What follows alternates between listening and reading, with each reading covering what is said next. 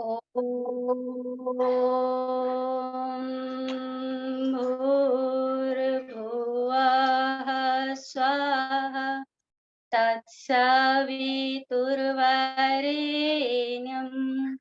भर्गो देवस्य धीमहि धियो यो नः प्रचोदयात्।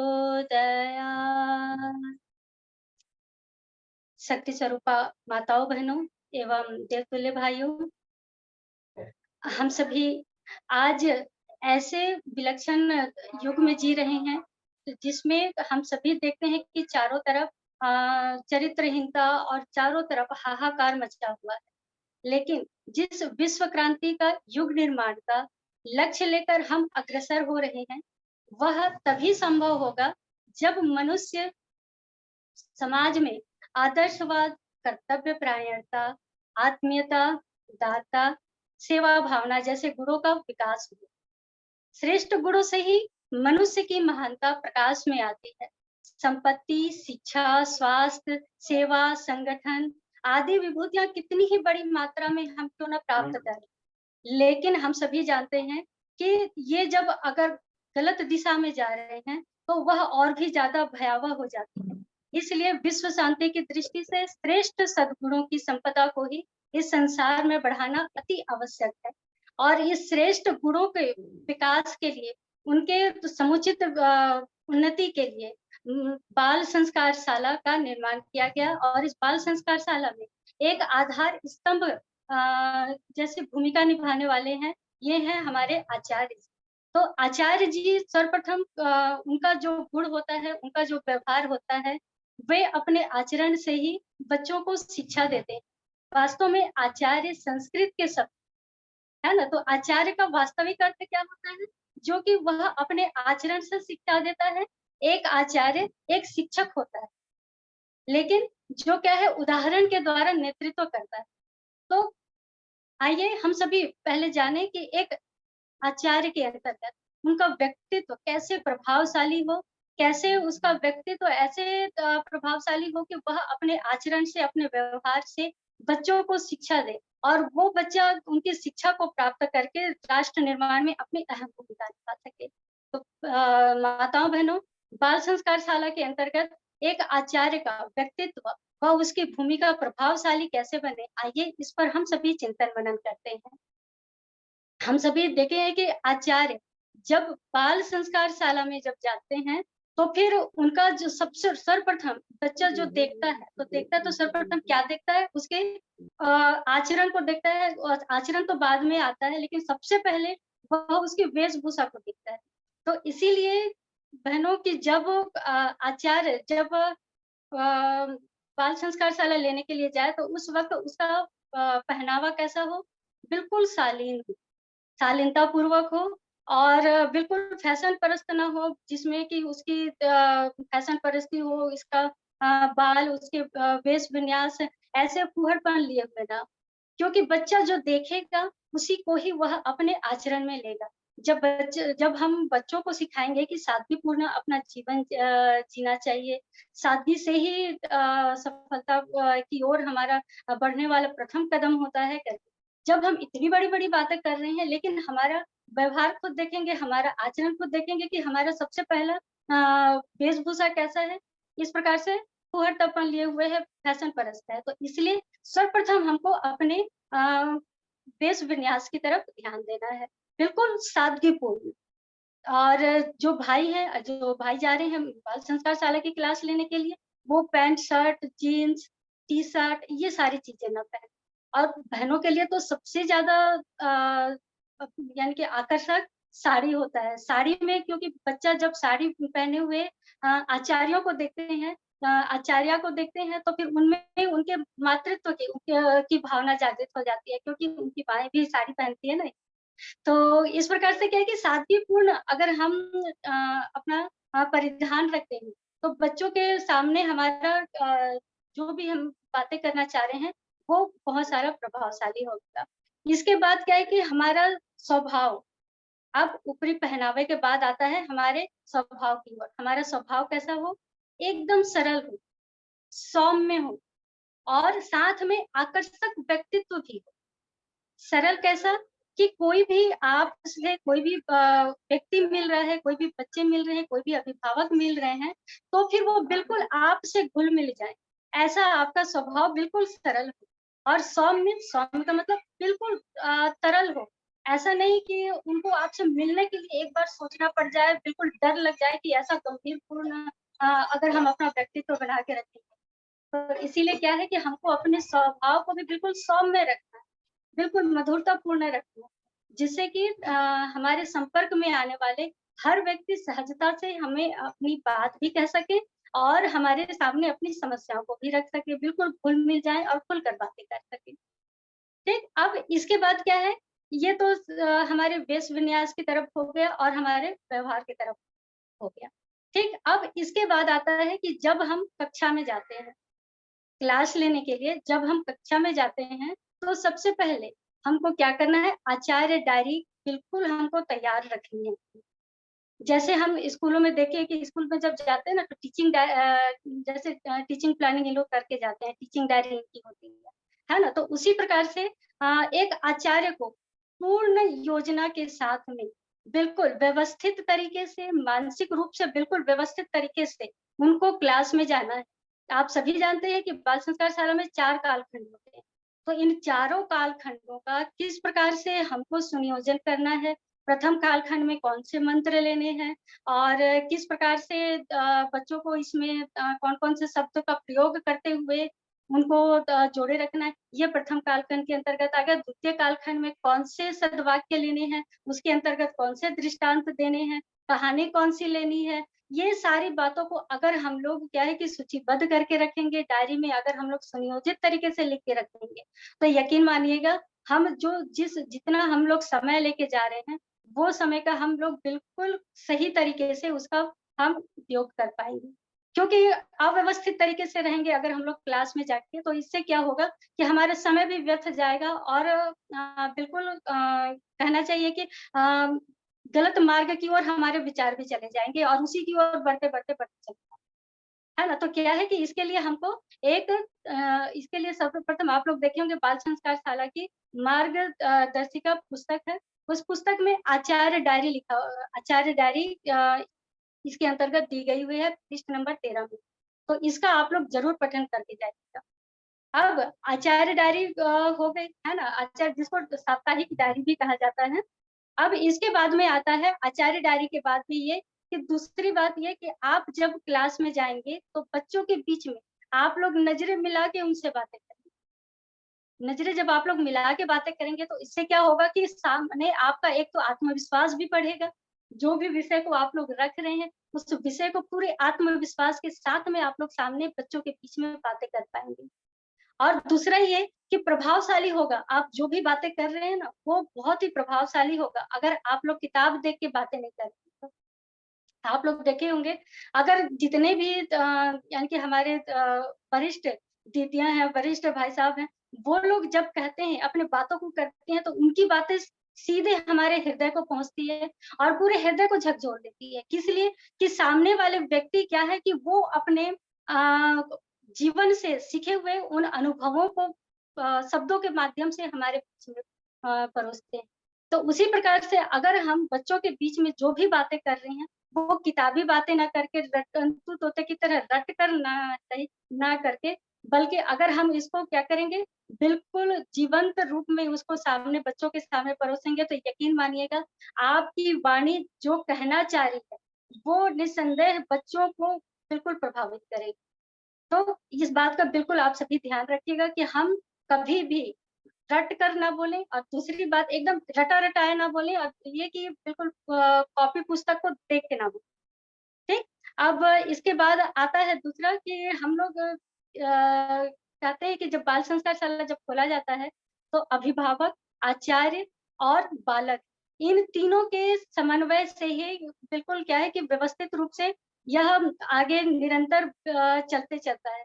लेकिन उसमें यदि आचार्य, अभिभावक और बालक इन दोनों के बीच में सेतु का कार्य करे, अर्थात जो भी हम बातें कह रहे हैं, जो भी बातें हम लोग बच्चों को बता रहे हैं, उन सारी बातों को हम क्या करें, जो भी होमवर्क हम दे रहे हैं, है ना? तो उन होमवर्क को भी हम आचार्यों से अभिभावकों से बातें करें कि आज इस तरीके से कक्षा में बातें की गई हैं, तो आप लोग देखिएगा कि घर में बच्चा इस तरीके से व्यवहार कर रहा है कि नहीं कर रहा है। मतलब आपसी तालमेल, आपसी बातचीत हम अभिभावक के बीच में भी बना के रखें। उनसे नियमित रूप से बातें करते रहें और बालकों के बीच में भी अपना व्यवहार बिल्कुल सरल सौम्य तरीके से रखे रहें कि बालक भी बिल्कुल बिना डरे हुए हमारे साथ बिल्कुल घुल-मिल जाए। मतलब ये है कि हमको बालकों के बीच में और पालकों के बीच में बिल्कुल घनिष्ठ संबंध बना के, लेकिन घनिष्ठ संबंध बनाते वक़्त हमको एक बात का ध्यान रखना है कि कहीं हम बच्चों के बीच में इतने भी ज़्यादा ना घुल-मिल जाएँ कि आचार्य और बालक इन दोनों के व्यवहार में कोई अ, अंतर ना दिखाई, है ना? मतलब कि हम भले ही बच्चों को बिल्कुल खुला रखें, लेकिन पर एक मर्यादा के साथ। तो ये रहा हमारा कि हमको बच्चों और पालकों के बीच में बिल्कुल घनिष्ठ संबंध बना के रखना है। उसके बाद आता है कि हम आगे इस बात का भी ध्यान रखें और वो है बाल मनोविज्ञान का। चूँकि बाल संस्कार सारा बच्चों को बालकों को लेकर छोटे बच्चों को लेकर हम आगे बढ़ रहे हैं, तो हमको क्या करना है कि बाल मनोविज्ञान का अर्थात उनके जो स्वभाव होता है, उन स्वभाव का बिल्कुल हम ध्यान रखकर अपने शब्दों को, अपने बातों को, अपने विषय को उनके समक्ष में रखें। जैसे कि बच्चों को नाम लेकर अगर हम बुलाते हैं, तो उनको बड़ा अच्छा लगता है। यदि हम उनको कहेंगे अजय भैया, मीना दीदी, इस तरीके से बात करेंगे तो उनको बड़ी खुशी होती है। जब आप लोग देखे होंगे, जब हम बच्चों को स्कूल में भी जब हम जाते हैं, तो फिर उस वक़्त जब हम देखते हैं, जब बच्चों का नाम लेते हैं, तो सबसे पहले खुश हो जाते हैं, एक-दूसरे की तरफ देखते हैं, बोलते हैं कि मेरा नाम ले रहे हैं कर, है ना? तो इसीलिए हम सबसे पहले ध्यान दें कि बच्चों के उस बाल मन को हम पहचानें कि उनके साथ में हम क्या करें, उनके यानी कि नाम लेकर अगर हम बुला रहे हैं, ठीक है? तो क्या होगा कि वो भी काफ़ी प्रसन्न होंगे, ठीक? अब उसके बाद आता है कि जो आचार्य हैं, वो अनिवार्य यानी कि कम से कम अ, महीने में एक बार अभिभावकों के साथ में एक यानी कि अपना यानी कि जाके वो ज़रूर मिलें। महीने में मतलब कि जहाँ तक हो सके समय निकालें और अभिभावकों के साथ में जाएँ और उनसे बातचीत करें, उनसे वार्तालाप करें और एक सामूहिक रूप से एक गोष्ठी का भी आयोजन ज़रूर करें, जिसमें सभी पालकों को, सभी अभिभावकों को बुलाया जाए और सभी अभिभावकों से आपसी बातचीत की जाए। है ना? ये हो गया। अब उसके बाद में आता है कि बच्चों का से सहयोग भी लिया करें जब भी आप लोग कार्य कर रहे हैं। स्कूल में जैसे कि आप लोग जब जाते हैं सॉरी जब आप लोग बाल संस्कार शाला की क्लास ले रहे हैं, तो उस वक़्त कई बार होता है कि चलिए जब कुर्सी को लाना रहता है या फिर पुस्तक को लाने की आवश्यकता होती है, मान लीजिए कि टेबल में है और उसको अपने पास लाना है, तो आप लोग खुद ना जाकर बच्चों को नाम लेकर उनको बोलिए, "अजय भैया जाइएगा, आप थोड़ा-सा ये पुस्तक को लेके आइए करके। उनको खुशी होगी कि चलिए आचार्य जी हमको काम दे रहे हैं करके, है ना? तो मतलब बच्चों से एक सहयोग आप लोग निरंतर लेते रहें। इससे एक तो उनको सहयोग करने की भावना भी उनके अंदर जागृत होगी और उसके अंतर्गत आता है कि जो पाठ्य सामग्री हमारी ऐसी होनी चाहिए कि जब हम बच्चों के समक्ष क्लास ले रहे हैं, जब बच्चों के बीच में हम लोग कर रहे हैं तो फिर जो हमारे कहानी हम बोल रहे हैं या फिर हमारे जो भी सद्विचार हैं या फिर जो भी हम खेल-कूद करा रहे हैं, तो उससे उनका शारीरिक, मानसिक विकास तो साथ में हो ही और प्रसन्नचित्त होकर वो लोग उस हमारी पाठ्य सामग्री में वो लोग सम्मिलित हों। अगर प्रसन्नता के साथ में करेंगे, तो फिर क्या होगा कि हम जो भी बातें उनको बताना चाह रहे हैं, जो भी बातें हम उनके समक्ष रखना चाह रहे हैं, अगर प्रसन्न मन से वो लोग सुनेंगे, प्रसन्नता के साथ, उत्साह के साथ अगर वो लोग उस विषय में वो लोग भागीदारी करें, तो यकीन मानिएगा जो हम लोग 5 यानी कि आधा घंटे का जो उस विषय को हम लोग लेके बोले जा रहे हैं, लेकिन अगर सामने वाला व्यक्ति उत्साहित होकर उस बात को सुन रहा है, उत्साह है उनके मन में, तो निस्संदेह उस बात को हम कम शब्दों में और कम समय में भी उस बातों को बच्चों के बीच में रख सकते हैं। है ना? तो इसके लिए क्या है सबसे ज़्यादा ज़रूरी कि हम उसके लिए बच्चों के मन में उत्साह भरें, उनको आनंदित करें और ऐसे विषयों का चयन करें जो कि उनका शारीरिक, मानसिक और उनके नैतिक गुणों का विकास करता रहे और उनके अंदर का संवेदनात्मक गुणों का भी साथ में विकास हो। संवेदनात्मक का मतलब कि उसके अंदर छुपे हुए करुणा, दया, ममता ऐसे उनके अंदर के ओजस्वी ऐसे उनके अंदर के जो भावनात्मक गुण हैं, ऐसे गुणों का विकास हो। उसके पश्चात अ, बात आती है आचार्यों की कि जब वो क्लास जब जाते हैं, तो क्या करते हैं कि उनको सबसे पहले 10 मिनट पहले बच्चों के क्लास में आने से 10 मिनट पहले ही उनको क्लास में उपस्थित हो जाना है। किस लिए? इसलिए कि आप लोगों को इसके लिए व्यवस्था भी तो करनी पड़ेगी ना, क्योंकि आप लोग जब क्लास में जा रहे हैं, तो आप लोग डस्टर को, चॉक को, रजिस्टर को लॉकर के अंदर में रख रहे हैं, तो लॉकर को खोल रहे हैं और वहाँ जो सफाई करने की भी आवश्यकता होती है, डस्ट जम जाया रहता है, तो उसको साफ करना है। तो इसके लिए भी हमको क्या करना पड़ेगा कि 10 मिनट पहले अगर हम जाके ये सारे काम को कर लेंगे, तो जैसे ही बच्चे आएँगे, तो हम लोग क्या है कि बिल्कुल तैयारी के साथ उनका स्वागत करेंगे। तो बच्चे क्या है कि इससे क्या होगा कि बच्चे यानी कि बहुत खुश हो जाएँगे कि आचार्य जी हमारा स्वागत कर रहे हैं करके। इसीलिए 10 मिनट आप लोग कोशिश कीजिए कि 10 मिनट पहले ही हम बिल्कुल पहुँच जाएँ निर्धारित स्थान पर। अब इसके बाद आता है कि जब विद्यालय जब हमारा बाल संस्कार शाला बढ़िया अच्छे से चल रहा है, बच्चे भी नियमित रूप से आ रहे हैं और पूरी रुचि के साथ बच्चे क्लास में आ रहे हैं और अब उसके बाद क्या होता है कि बीच में छुट्टियाँ कर देते हैं या फिर समय हम लोग क्या करते हैं कि परिवर्तित कर देते हैं, है ना? जो जो रोज़ हम लोग उनको शाम को 5 बजे बुला रहे हैं, तो फिर अचानक से तो हम लोग क्या करते हैं कि समय को परिवर्तित करके उनको 6 बजे बुलाना शुरू कर देते हैं। तो मान लीजिए कि चलो विशेष परिस्थिति है, विशेष समस्या है, तो ऐसी परिस्थिति में हम समय को चलिए बदल रहे हैं, कोई दिक्कत नहीं। लेकिन जब भी हम समय को परिवर्तित कर रहे हैं, तो समय परिवर्तित कर रहे हैं, तो इसकी सूचना निस्संदेह हमको बच्चों को क्या करना है, 1 दिन पूर्व ही देनी चाहिए। अभिभावकों को खास तौर पे देनी चाहिए। बच्चों को तो आप लोग स्कूल में बताएँगे ही, जहाँ आप लोग विद्यालय का आप लोग चला रहे हैं, वहाँ पे तो आप लोग बच्चों को बताएँगे ही कि हमको क्या है कि अब हमारा समय हम लोग परिवर्तित कर रहे हैं करके। लेकिन साथ में अभिभावकों को भी उनको एक बार के लिए सूचना ज़रूर होती है। अगर परिस्थिति बन पाता है तो। अब उसके बाद क्या है कि और कोशिश करें कि समय ज़्यादा परिवर्तित ना करें। बार-बार अगर हम लोग समय परिवर्तित करते रहेंगे, तो उससे बच्चों की रुचि भी कम हो जाती है। कभी 5 बजे बुला लिए, कभी साढ़े 5 बजे बुला लिए, फिर 5 बजे बुला लिए, ना। इस बात का हम विशेष तौर से ध्यान दें कि हम समय बार-बार परिवर्तित ना करें, है ना? अब इसके बाद आता है कि जो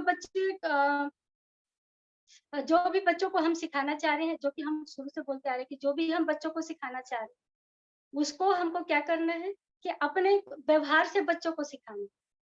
हम बोल रहे हैं बच्चों को कि बच्चों आप लोगों को झूठ नहीं बोलना है कर लेकिन उसी समय मान लीजिए कि कोई हमसे मिलने के लिए आ गए, लेकिन क्या कर दिए कि उसी बीच में हम लोग जाके जो हमारी सहायिका या कोई है अगर उसको बोल दिया कि नहीं, नहीं अभी बोल दो कि अभी हम नहीं आ सकते हैं, ऐसा बोल दिया लेकिन नहीं हमने वहाँ पे कह दिया कि नहीं, नहीं अभी आचार्य जी नहीं है ऐसा करके बोल दो। तो इस तरीके से कम क्या है कि हमको जो भी हम बच्चों को सिखाना चाह रहे हैं, उसको हमको अपने व्यवहार में स्वयं अमल करना पड़ेगा। है ना? आप सभी लोग इस ऐसे ज़्यादा समय हम ले लेंगे, आप लोग ये सभी आप सभी लोग इस कहानी को जानते होंगे कि किस प्रकार से एक बार महात्मा गांधी के सामने में जब एक महिला आती है, ये बोलने के लिए कि मेरा बालक बहुत मीठा खाता है और शक्कर खाने से क्या है कि वो काफ़ी बीमार होते जा रहा है, तो कृपया सभी आप लोग कृपया यानी कि बापूजी बच्चे को समझाइएगा कर तो वो गांधी जी बोलते हैं बापूजी बोलते हैं कि ठीक है, आप 1 हफ्ते के बाद आइए। 1 हफ्ते के बाद जब वो माताजी आती हैं अपने बच्चे को लेकर तो बापूजी कहते हैं बच्चे को कि बेटा मीठा नहीं खाना चाहिए, ये सेहत के लिए बिल्कुल अच्छा नहीं होता है कर है ना? तो अब उसके बाद में उनकी माताजी सोचती है यही बात तो वो बाद में उस समय भी बोल सकते थे कर लेकिन क्या है कि उस समय बापूजी कहते हैं कि माताजी उस समय मैं स्वयं मीठा इतना खाता था कि अगर मैं उस समय बच्चे को बोलता तो उस समय कोई प्रभाव नहीं पड़ता। तो उसी प्रकार से माताओं, बहनों एवं भाइयों हम सभी इस बात को विशेष तौर से हम ध्यान रखें कि जब हम बच्चों को कुछ भी सिखाना चाह रहे हैं, कुछ भी हम उनको बोलना चाह रहे हैं, तो वो हमारे व्यवहार में झलकना चाहिए। वो हमारी वाणी में तेज तभी आएगा जब हम उसको अपने जीवन में उसको हम पालन कर रहे हैं। तो वाणी की ताकत कब आती है? जब वह व्यवहार रूप में परे। तो हमें बच्चों को क्या है कि अपने आचरण के द्वारा उनको सिखानी है, तभी तो हम आचार्य कहलाते हैं, है ना? आचार्य वही जो अपने आचरण से बच्चों को सिखाता है। अब इसके बाद आगे आता है कि कक्षा में जो भी बालक-बालिकाएँ हैं, उनको जब बैठा रहे हैं आप, तो बैठाते वक़्त विशेष तौर से ध्यान दें कि बालिकाओं को अलग श्रेणी में और बालकों को अलग श्रेणी में बैठाएँ और ख़ास करके ऊँचाई का भी ध्यान रखें। जो छोटे बच्चे हैं, उनको सामने बैठाएँ, जो ऊँचाई में थोड़े लंबे हैं, उनको थोड़ा-सा पीछे बैठाएँ, है ना? तो इस तरीके से व्यवस्था की तरफ ध्यान दें और साथ में जब बच्चे क्लास के अंदर आ रहे हैं, तो उससे पहले उनको जूते-चप्पल को बिल्कुल व्यवस्थित तरीके से रखने के लिए सिखाएँ। तो ये सारी बातें हैं जो कि हमको ख़ास तौर से ध्यान देने वाली बातें हैं जिसको हमको जब क्लास ले रहे हैं उस समय हम लोग बिल्कुल अपने व्यवहार में इसको ध्यान दें। अब उसके बाद में आता है कि जब हम क्लास ले रहे हैं, लगातार हमारा क्लास चल रहा है, हफ़्ता 2 हफ़्ता चल रहा है। इस बीच जब हम लोग रजिस्ट्रेशन कर रहे हैं, बच्चों का रजिस्टर में नाम दाखिला कर रहे हैं, उस वक़्त बच्चों के जन्म तिथि तो हम लोग लिख रहे हैं।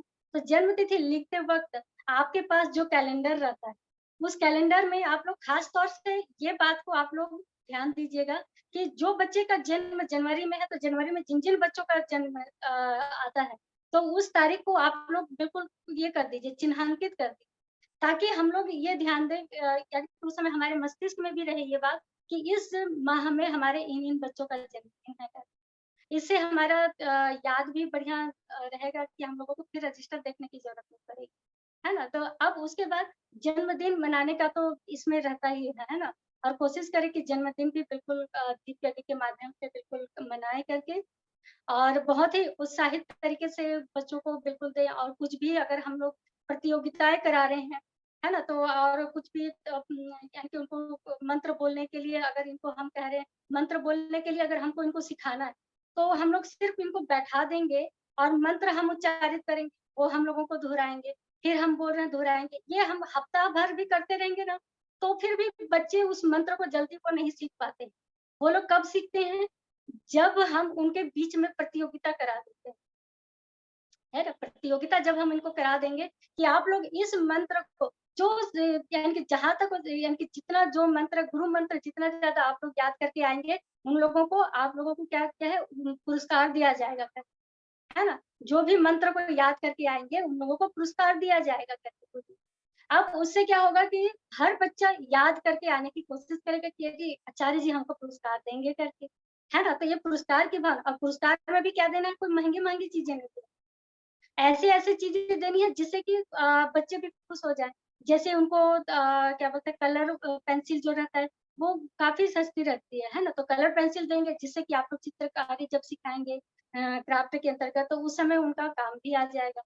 ठीक, अगर मान लीजिए कि ये है तो उसके बाद में सद्वाक्य के स्टिकर रहते हैं, उस स्टिकर को बच्चों को दीजिए। जब सबके सामने में बच्चों को पुरस्कार दिया जाता है, उस समय क्या दिया जा रहा है उससे कहीं ज़्यादा बच्चों को ये खुशी होती है कि हमको इतने के बीच में हम लोगों को पुरस्कार दिया जा रहा है करके, है ना? तो इस बात का हम ख़ास तौर से ध्यान रखें कि बच्चों को जब भी कोई चीज़ याद करानी है, कोई चीज़ इनके दिमाग में ज़्यादा यानी कि बैठा के रखनी है, तो उनको प्रतियोगिता के तौर से रखा जाए।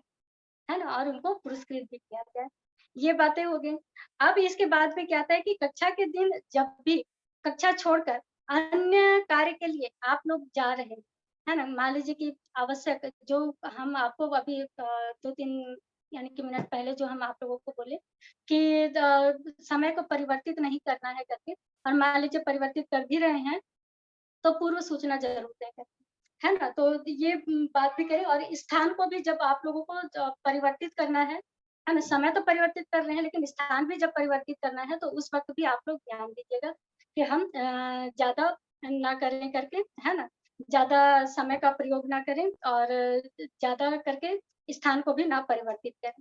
तो इसी के साथ में भाइयों और बहनों, ये आचार्य के गुण हैं जो कि हमको अपने जीवन में बिल्कुल ध्यान देना चाहिए, जब हम बाल संस्कार शाला की क्लास ले रहे हैं। तो मैं इन शब्दों के साथ में अपने शब्दों को विराम दूँगी कि आचुनेति च शास्त्राणि आचार्य सत्यापयति प स्वयं आचर्यते यस्मात् तस्मात् आचार्य उच्यते, सौम आचार्यते, यदमाचार स्थापयत्यपि आचिनोति च शास्त्राणि आचार्यस्तेन चोच्यते। तो इसी प्रकार से जो अभी आप लोग को बोला गया कि जो हम आचार अपने व्यवहार के द्वारा बताते हैं, वही सारी चीज़ें बच्चे अपने यानी कि सीखते हैं। तो इसी के साथ मैं अपनी वाणी को यहीं पे विराम देती हूँ। निसंदेह हम आज जो भी बातें बोली गई, यह हमारे आगे बाल संस्कार शाला को चलाने में उपयोगी होगा। इसी के साथ ओम शांति।